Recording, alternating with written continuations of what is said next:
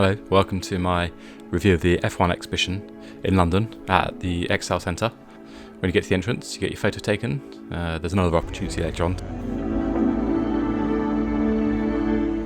Here's the fastest lap simulator experience, which is quite cool. It's basically a play seats, steering wheel, and basically a copy of the Formula 1 games. It's good, it's fun. If you don't know the game very well, like me, it's pretty difficult to set a good lap time, but it's a good fun part of the show.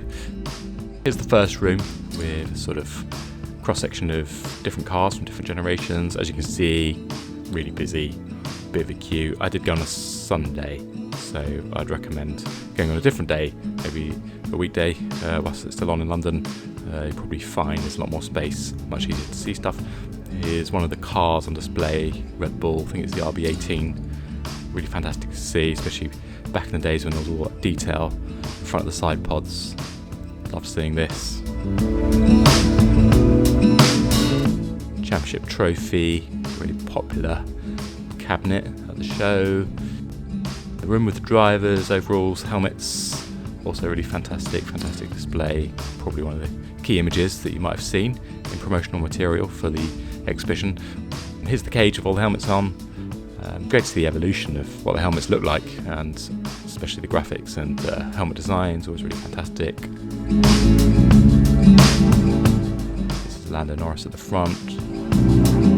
Behind him is Mika Hakkinen, one of my favourites. The cabinet at the back of this is the 7 drivers who have won the World Championship with Williams, which I thought was a fantastic display. This is an example of the formula that make up the rules of Formula 1, an interesting part of the history. Here's a more recent Mercedes, quite cool considering Lewis Hamilton obviously won't be in a Mercedes for much longer. The graphic on the wall is a representation of which teams have been winning the most over the years, which I thought was quite a cool visualization.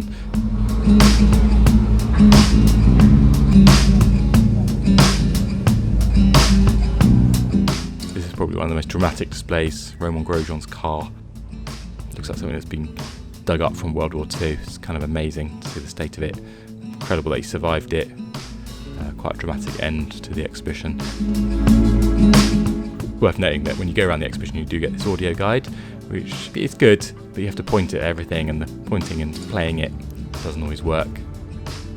This is the end of this show where you wait to go into a pit wall experience, which, to be honest, I found massively underwhelming. Just seemed like lots of video screens and just a way of simply pacing the crowds so that everyone gets a fair opportunity to look around the gift shop. But otherwise, overall, I thought it was a really great exhibition. As a big fan of Formula 1 for the last 20 years, there were still things in the exhibition that I found interesting. Definitely recommend going and checking out if you're a fan also.